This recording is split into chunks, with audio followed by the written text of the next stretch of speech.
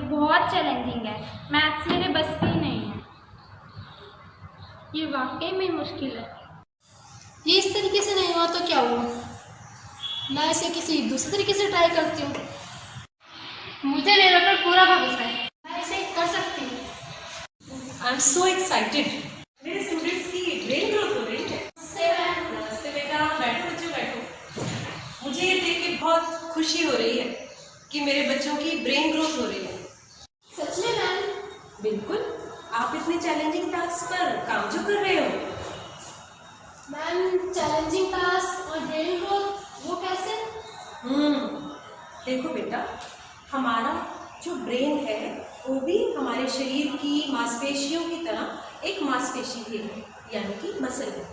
अगर आपको अपने शरीर की मांसपेशियों को स्ट्रॉन्ग बनाना होता है, उसकी ग्रोथ आप चाहते हैं कि अच्छी हो, तो आप क्या करते हो? मैम, एक्सरसाइज करते हैं। एक्सरसाइज करते हो, व्यायाम करते हो। उसी तरीके से हमारे ब्रेन की जब हम एक्सरसाइज करते हैं तो हमारा ब्रेन भी स्ट्रांग होता है और ग्रो करता है। और ये ब्रेन की एक्सरसाइजेस क्या है? ये चैलेंजिंग टास्क जो तुम कर रहे हो, हार्ड प्रॉब्लम्स, ये सब हमारे ब्रेन की एक्सरसाइजेस हैं। मैम, क्या मेरा ब्रेन ग्रोथ नहीं कर रहा? वेल नेहा, ब्रेन तो तुम्हारा भी ग्रो कर रहा है क्योंकि तुम भी एक चैलेंजिंग टास्क पर ही काम कर रही हो। पर जब मैं वहाँ खड़ी आप ऑब्जर्व कर रही थी तो मैंने ये पाया कि आप में किसी कारणवश अपने में पूर्ण विश्वास की कमी है। और हाल ही में हुई ब्रेन रिसर्चेज में यह पाया गया है कि हमें कुछ भी करने का पोटेंशियल है, और अगर हम अपने पर पूर्ण विश्वास रख के कोई कार्य करते हैं तो हमारा ब्रेन ज़्यादा ग्रो करता है। मतलब अगर हम खुद पे पूर्ण विश्वास रखें तो हमारा ब्रेन ग्रोथ करता है। बिल्कुल। आपसे मैं ये कहूंगी, मुझे खुद पे पूरा भरोसा है और मैं ये कर सकती हूँ। नमस्कार प्यारे बच्चों, ब्रेन रिसर्च से ये साबित हुआ है कि कोई बच्चा इंटेलिजेंट पैदा नहीं होता, वो इंटेलिजेंट बनता है अपने आप सोचकर काम करने से। जब अपने आप करता है तो उसमें गलतियां हो सकती हैं, पर जब हम उन गलतियों को ठीक करते हैं, सोचते हैं, तो हमारे दिमाग में एक आग जलती है। ये आग हमारे दिमाग को तेज करती है। आप केवल इतना याद रखो कि कोई भी गलती होने पर, किसी भी परिस्थिति में मैं कर सकता हूं। हां, मैं कर सकता हूं। Yes, I can do it. Thank you.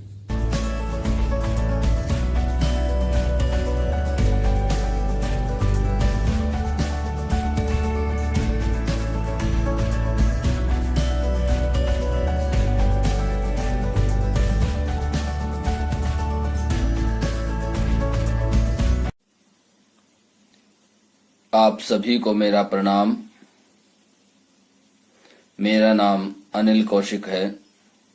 मैं राजकीय मॉडल संस्कृति वरिष्ठ माध्यमिक विद्यालय गांव सांगी रोहतक में गणित अध्यापक के पद पर कार्यरत हूं। प्यारे विद्यार्थियों, आइए आज कक्षा 6ठी के गणित विषय के दशमलव उप विषय पर चर्चा करते हैं। देखिए, दशमलव को समझने के लिए पहले हम दशमलव संख्या पद्धति को समझते हैं कि दशमलव संख्या पद्धति है क्या।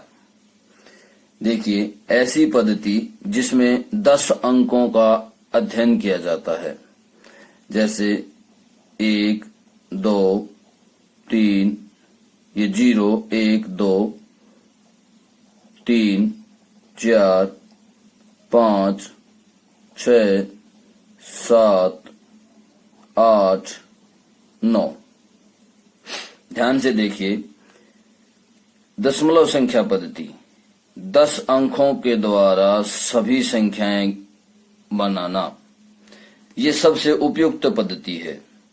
इसमें 10 संख्याएं कौन सी हैं ये देखिए, ये सिंबल्स हैं 0, 1, 2, 3, 4, 5, 6, 7, 8, 9, ये 10 संख्याएं हैं। और ये जहां यूज की जाती हैं उस पद्धति को क्या कहा जाता है? इन संख्याओं से हम बहुत सारी संख्याएं बना सकते हैं। तो उस संख्या को उस पद्धति को क्या कहा जाता है? उस सिस्टम को क्या कहा जाता है? डेसिमल सिस्टम या दशमलव संख्या पद्धति। अब आइए दशमलव को समझते हैं कि केवल दशमलव क्या होता है।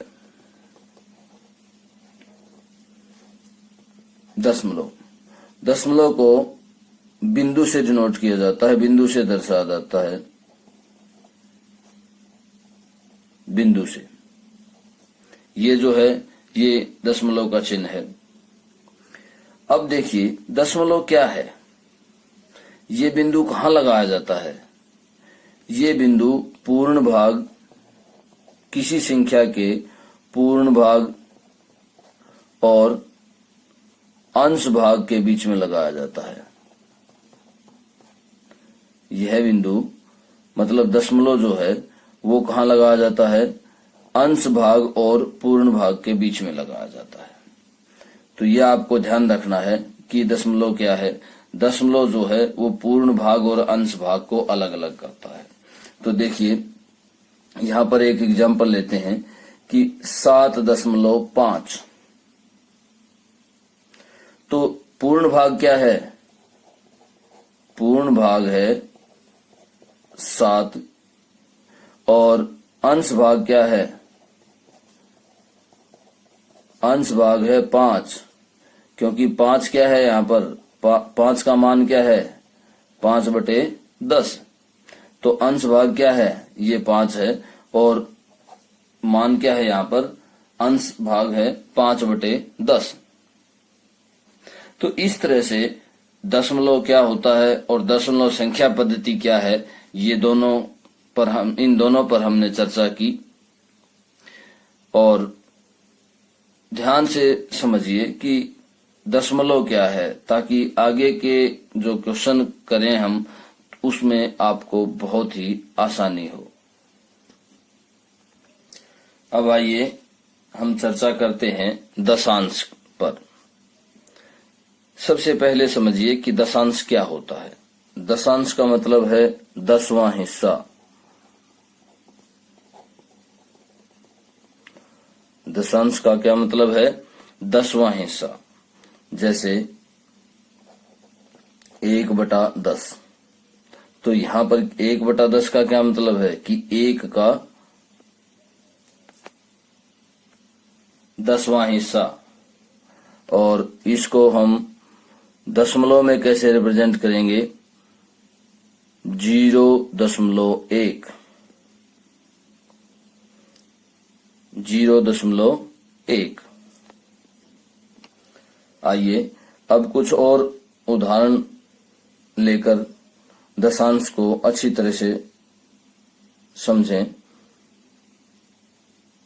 यहाँ पर एक एग्जाम्पल देखिए कि 15.7। अब इन तीनों अक्षरों के स्थान देखिए। ये दशमलव, जैसा कि हमने बताया था कि दशांश आंशिक भाग और पूर्ण भाग को अलग अलग करता है। यहाँ पर इकाई और दहाई। अब देखिए 15.7 जो है इस तरह से लिखा जाएगा। इसमें दहाई 1, इकाई 5 और दशांश 7। अब इसको लिखने का क्या मतलब है? दहाई से आप क्या समझते हैं? दहाई क्या है? दहाई है 10 से गुणा। इकाई क्या है? इकाई है 1 से गुणा। दशांश क्या है? दशांश है 1/10 से गुणा। हम किसी संख्या को गुणा करें किससे? 1/10 से। तो इस तरह से हम संख्या बनाते हैं 15.7। देखिए किस तरह से दहाई के अंक को 10 से गुणा करते हैं, फिर उसमें जोड़ते हैं इकाई के अंक को 1 से गुणा करते हैं, फिर जोड़ते हैं दशांश। दशांश को किससे गुणा करके जोड़ते हैं? 1/10 से। अब ध्यान से देखिए, ये 10 जमा 5 जमा 7/10। तो इस तरह से हम क्या लिखेंगे? 15.7।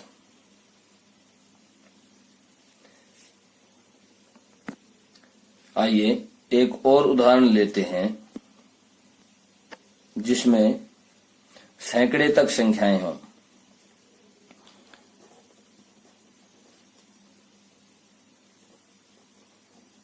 एक 173.4। अब यहां पर देखिए इस संख्या में 4 दशांश है, 3 इकाई का अंक है, 7 दहाई का अंक है और 1 सैकड़े का अंक है। अब सैकड़े के अंक को किससे गुणा किया जाना चाहिए? 100 से। दहाई के अंक को किससे गुणा किया जाना चाहिए? 10 से। इकाई के अंक को किससे गुणा करना है? 1 से।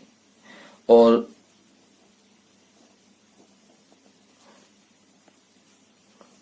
इकाई के अंक को 1 से गुणा करना है और दशांश को किससे गुणा करना है? 1/10 से। देखिए कैसे संख्या बनती है। सैकड़े के अंक को 100 से गुणा किया तो 100 की और 1 की गुणा 100 जमा 7 को 10 से गुणा किया 70 जमा 3 को 1 से गुणा किया 3 जमा 4 को 1/10 से किया तो 4/10। अब इसको इकट्ठा करेंगे तो यह आ जाएगा 173.4। तो इस तरह से हम दशांश को अच्छी तरह से समझ सकते हैं। आइए कुछ उदाहरण लेकर समझते हैं कि दशमलव या दशांश को संख्या रेखा पर कैसे निरूपित किया जाता है। हम एक उदाहरण लेते हैं।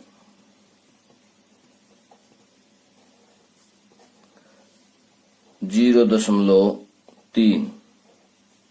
0.3 को संख्या रेखा पर कैसे निरूपित किया जाएगा? देखिए दशमलव को संख्या रेखा पर निरूपित करने के लिए हमें इस तरह से एक संख्या रेखा लेनी है और प्रत्येक संख्या के बीच में प्रत्येक पूर्ण संख्या के बीच में हमें 10 भाग कर लेने हैं। इनके 10 भाग करने हैं जिस तरह से ये हमने किए हैं। 1 2 3 4 5 6 7 8 9 10 भाग कर लेने हैं। इसी तरह से हमने 1 और 2 के बीच में 10 भाग किए हुए हैं। तो 0.3 का क्या मतलब है कि ये है 0.1, 0.2, ये 1/10, 2/10, 3/10, 4/10, 5/10, 6/10। तो इस तरह से चलते जाएंगे और ये आ जाएगा 10/10। 10/10 मीन्स 1। तो 0.3 का क्या मतलब है? 3/10।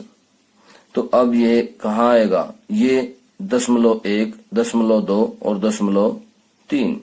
तो ये जो संख्या है, ये जो बिंदु है, ये किसको दर्शा रहा है? 0.3 को। तो इसी तरह से और उदाहरण लेते हैं।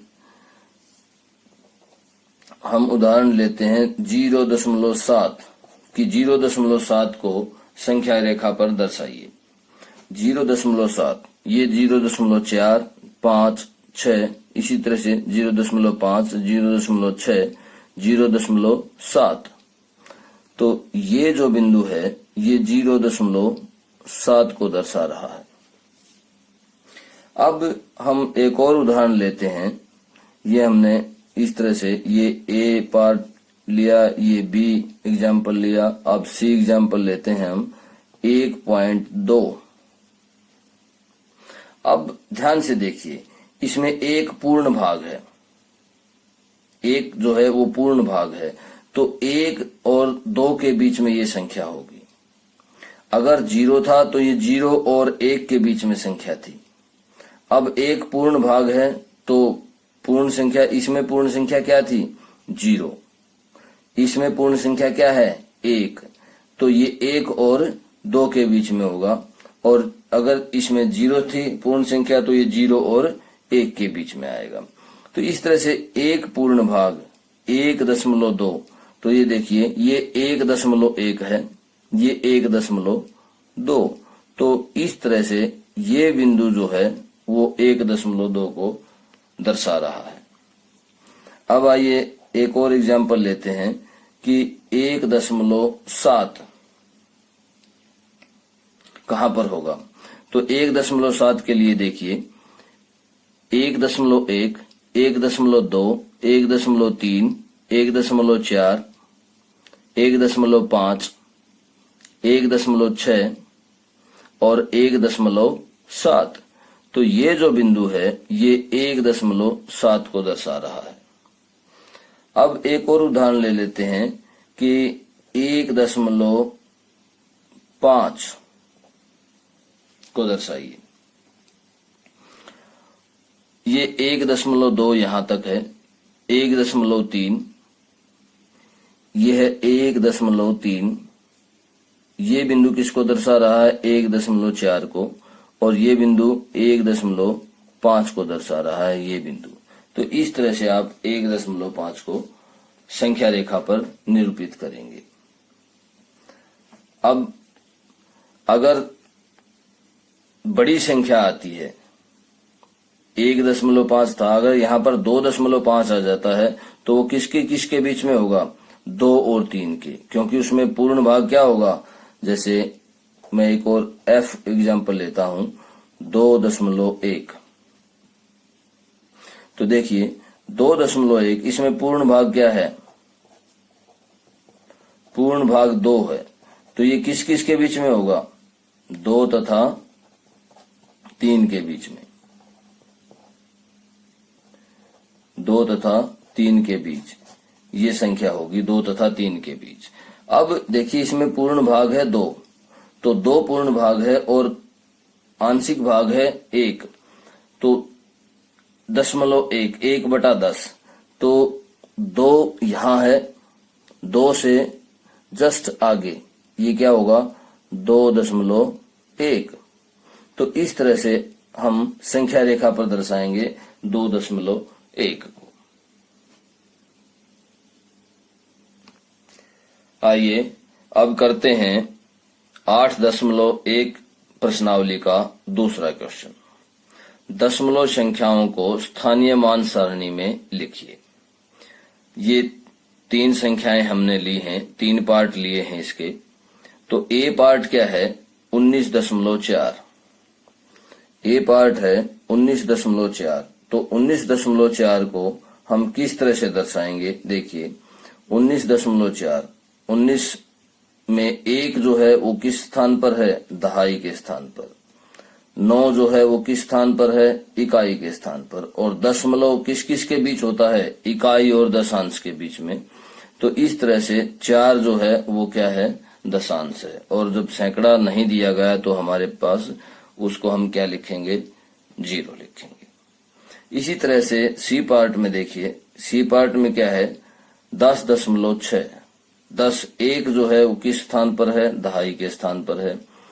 0 इकाई के स्थान पर है। और दशमलव के बाद क्या है? 6 किस स्थान पर है? दशांश पर।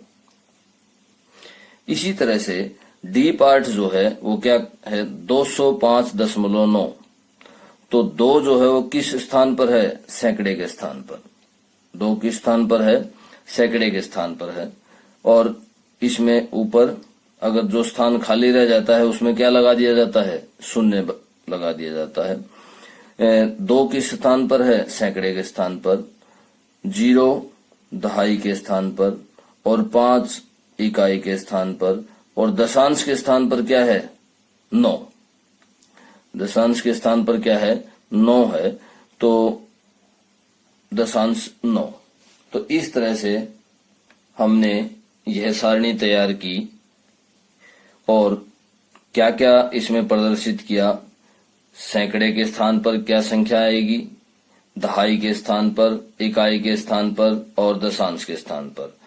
इन उदाहरणों में से या इन सवालों में से हमने इकाई, दहाई, सैकड़ा, दशांश के रूप में सारणी में स्थानीय मान प्रदर्शित किए।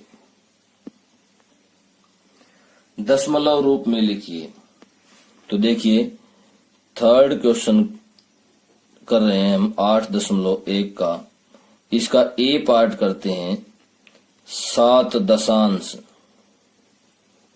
7 दशांश का क्या मतलब है? 7/10 और इसको 0.7 के रूप में लिखा जाएगा। इसी तरह से इसका डी पार्ट करते हैं 100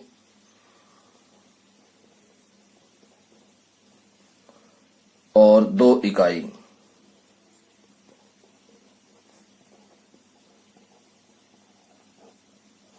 अब ध्यान से देखिए 100 और 2 इकाई।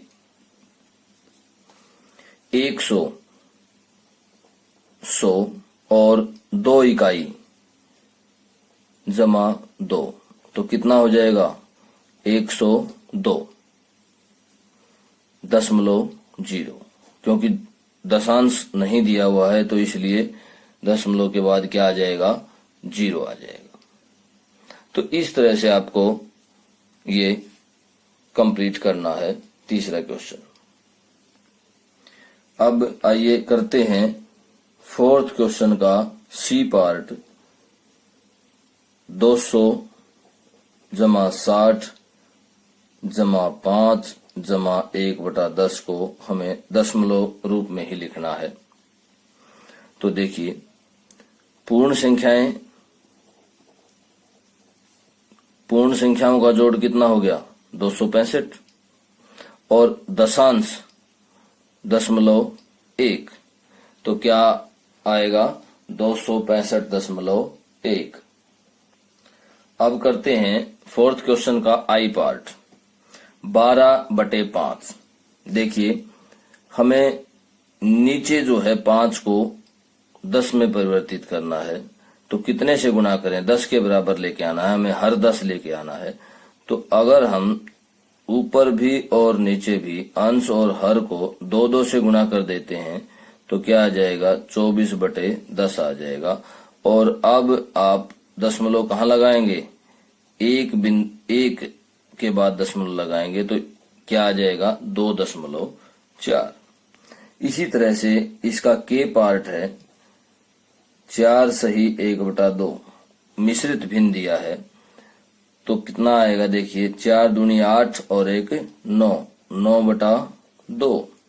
अब 9/2 को हमें परिवर्तित करना है, हर जो है वो 10 लेकर के आना है हमें। तो 2 को कितने से गुणा करें? 5 से। तो अंश को भी कितने से गुणा करेंगे? 5 से गुणा करेंगे। तो ये कितना आ जाएगा? 45/10। और इस तरह से हम इसको दशमलव में परिवर्तित कर पाएंगे।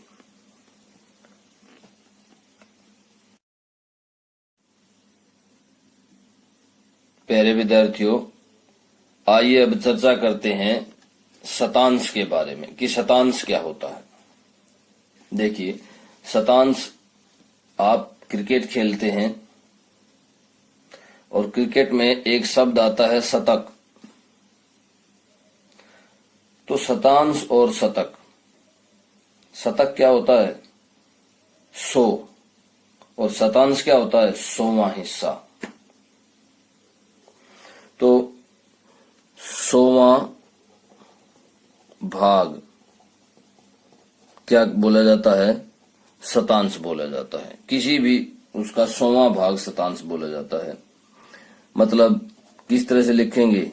1/100। जिस तरह से हमने दशांश लिखा था 10वां भाग 1/10, उसी तरह से शतांश है 100वां भाग 1/100। देखिए, इन दोनों संख्याओं को हम स्थानीय मान सारणी में कैसे निरूपित करते हैं?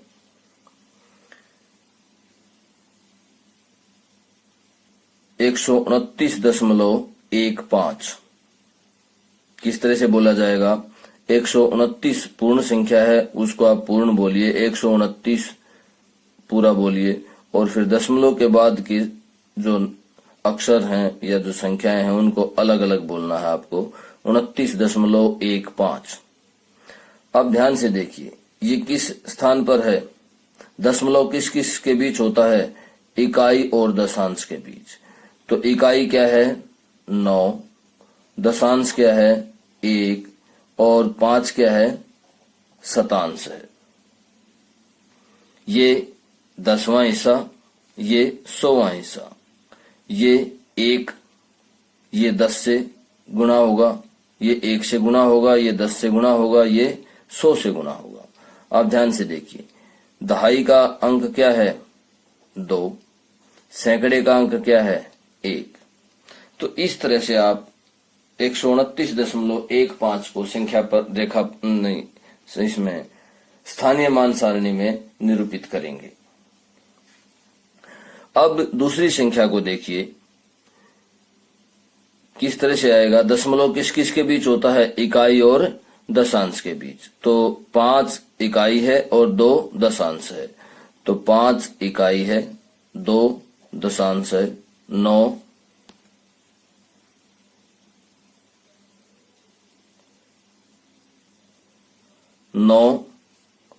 शतांश है, और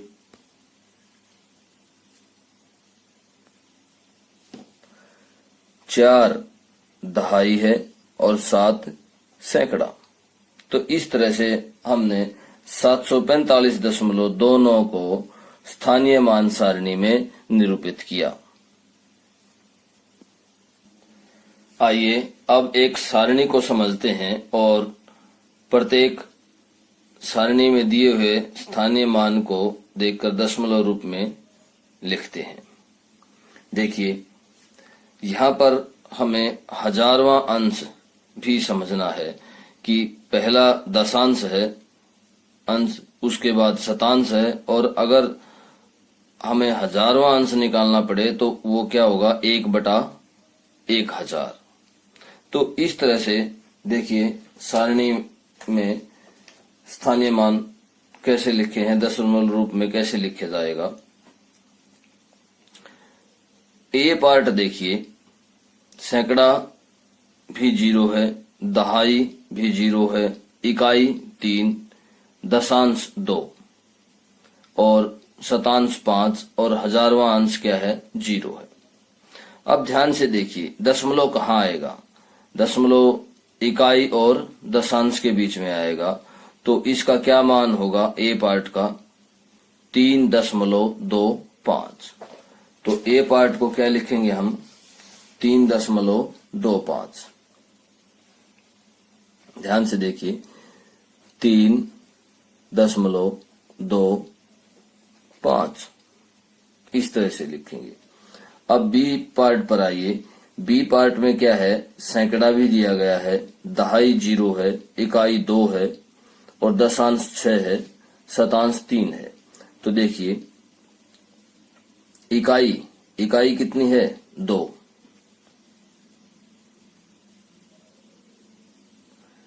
इकाई कितनी है? 2, और दशांश कितना है? 6, शतांश कितना है? 3, और हजारवां अंश कितना है? 0, और दहाई कितनी है? 0, और सैकड़ा कितना है? 1। तो बी पार्ट का मान क्या हुआ? 102.25 630। इस तरह से आपको लिखना है। उसके बाद इसका सी पार्ट देखते हैं। सी पार्ट में सैकड़ा 0 है, दहाई 3, इकाई 0, दशांश 0 और शतांश और हजारवांश भी है। तो इसको कैसे लिखेंगे? देखिए, ये 30.025। तो किस तरह से लिखा जाएगा? 30.025। ये हजारवां अंश, ये शतांश, ये दशांश, ये इकाई का अंक, ये दहाई का अंक, इस तरह से, और ये सैकड़ा। अब इसका लास्ट पार्ट देखते हैं, ई पार्ट। सैकड़ा 0, दहाई 1 और इकाई 2 और दशांश 2, शतांश 4 और हजारवां अंश 1। तो ये क्या आएगा? देखिए, 12.241। तो किस तरह से लिखेंगे? देखिए ध्यान से, 12.241। किस तरह से लिखेंगे? 12.241।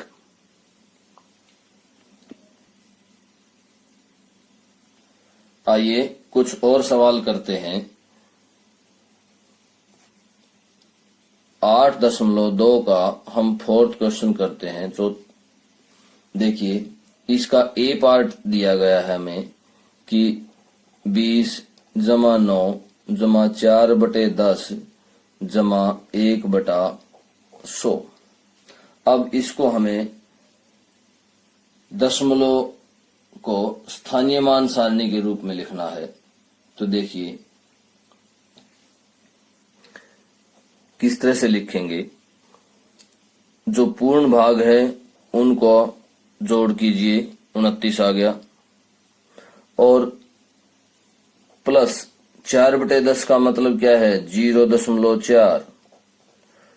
1/100 का मतलब क्या है? 0.01। और इस तरह से जब हम इनको जोड़ेंगे तो क्या आएगा? 29.41।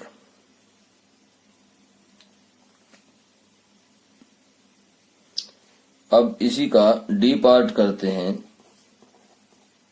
23 जमा 2/10 जमा 6/1000।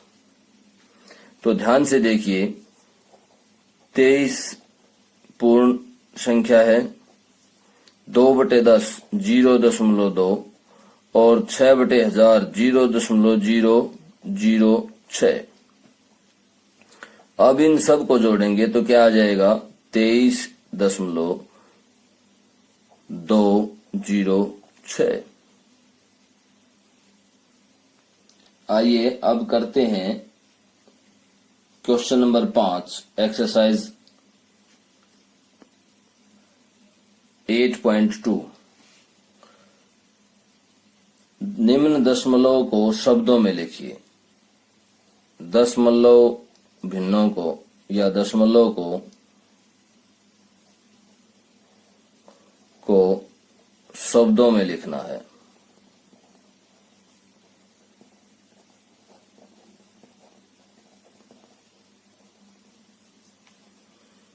जैसे ए पार्ट दिया गया है 0.03। जिस तरह से हम बोल रहे हैं उसी तरह से आपको लिखना है। क्या लिखेंगे? 0.03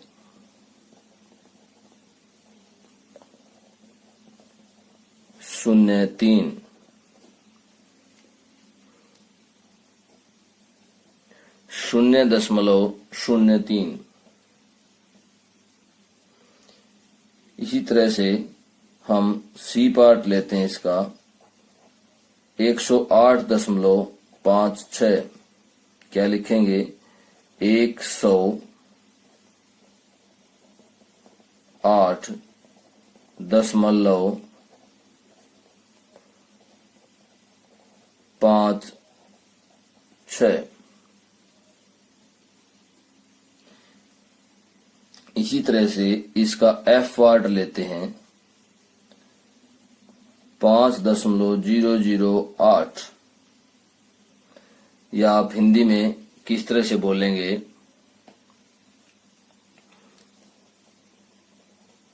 5.008। तो इस तरह से आप 5वां क्वेश्चन करेंगे। आइए अब करते हैं एक्सरसाइज 8.2 का 6th क्वेश्चन। किन दो बिंदुओं के बीच निम्न संख्याएं स्थित हैं? तो सबसे पहले ए पार्ट लेते हैं हम 0.06। तो कैसे बताएंगे कि आप ये किन दो बिंदुओं के बीच है? या देखिए, हमें अगर शतांश तक दिया हुआ है तो हमें सिर्फ दशांश देखना है। दशांश क्या है? 0 है, तो 0 तथा यहां पर 1 जोड़ेंगे तो क्या आ जाएगा? 0.1। तो ये किस किस के बीच में है? 0 तथा 0.1 के बीच में। इसी तरह से हम इसी क्वेश्चन का सी पार्ट लेते हैं 0.19। आपको क्या देखना है? 0.1 तथा इस 1 के आगे क्या आएगा? 0.2। तो 0.1 तथा 0.2 के बीच स्थित है ये संख्या। इसी तरह से अगर हम डी पार्ट करते हैं इसका, तो 0.66 किस किस के बीच स्थित होगा? 0.6 तथा 0.7, क्योंकि यहां पर क्या जोड़ देना है? हमें 1 जोड़ देना है इसमें। अब ई पार्ट पर आइए। ई पार्ट में क्या दिया हुआ है? 0.92। तो देखिए 0.9, और ध्यान से देखिए, अगर इस 9 में 1 जोड़ देंगे हम तो क्या किसके बराबर आ जाएगा? तो जब इसमें 9 में 1 जोड़ेंगे तो ये 10 हो जाएगा, और 10 होते ही 1 जो है वो इधर आ जाएगा। तो 0.9 तथा 1.0 के बीच ये संख्या स्थित होगी। तो इस तरह से हम छठा क्वेश्चन कंप्लीट करेंगे 8.2 का। आइए अब करते हैं 7वां क्वेश्चन। न्यूनतम रूप में भिन्न बनाकर लिखो। ए पार्ट क्या है? 0.60। देखिए, दशमलव से जितने भी स्थान राइट साइड को दिए गए हैं, दाहिने हाथ को दिए गए हैं, आप उतने ही 0 लगा करके या उतनी ही संख्या से आप भाग देंगे। जैसे 100 लिखेंगे, क्योंकि दशमलव से कितने हैं? 2 स्थान तक है। ये दशांश के लिए और ये शतांश के लिए। तो क्या हो जाएगा? शतांश तक दिया गया है तो 100 से भाग करेंगे, दशांश तक दिया गया है तो 10 से भाग करेंगे, और अगर 1000वें अंश तक दिया गया है तो किससे भाग करेंगे? 1000 से। तो अब ध्यान से देखिए, ये 0 कैंसिल होगी और हमारे पास क्या बचा? 6/10। अब इन दोनों का को हम या इस भिन्न को सरलतम रूप में लिखेंगे। सरलतम रूप में लिखने के लिए ऊपर और नीचे 2 से भाग कर रहे हैं, तो क्या आ जाएगा? 3/5। तो इस तरह से आपको न्यूनतम रूप में या सरलतम रूप में भिन्न को लिखना है। अब इसका एफ पार्ट ले रहे हैं 0.125। तो ध्यान से देखिए, दशांश, शतांश और हजारवांश तो कितने से भाग करेंगे? 1000 से। अब ध्यान से देखिए, अब इसमें हम ऊपर 25 से भाग कर रहे हैं और नीचे भी क्या कर रहे हैं? 25 से भाग कर रहे हैं। तो ये आ जाएगा ऊपर 5 और नीचे क्या आएगा? अब फिर हम भाग कर रहे हैं 5 से। इसको न्यूनतम पदों में लाने के लिए यह आ जाएगा 1 और ये आ जाएगा 8। तो इस तरह से हम दशमलव से हम भिन्न के रूप में कैसे लिखेंगे और उसको न्यूनतम रूप में कैसे लिखा जाता है, यह हमने 7वें क्वेश्चन को करने के दौरान सीखा। प्यारे विद्यार्थियों, आज हमने क्या क्या सीखा, आइए थोड़ी सी चर्चा उस पर करते हैं। दशमलव संख्या पद्धति, दशमलव के बारे में, दशमलव कहाँ लगाया जाता है, दशमलव को किससे दर्शाया जाता है, दशांश के बारे में हमने चर्चा की, शतांश के बारे में चर्चा की और संख्या रेखा पर दशांश को या कोई भी दशमलव संख्या को कैसे दर्शाते हैं, इस बारे में हमने चर्चा की। आशा है आज की चर्चा से आपको अपेक्षित लाभ होगा और आप दशमलव के बारे में जो भी हमने चर्चा की है उसका लाभ उठा पाएंगे। आपका बहुत बहुत धन्यवाद।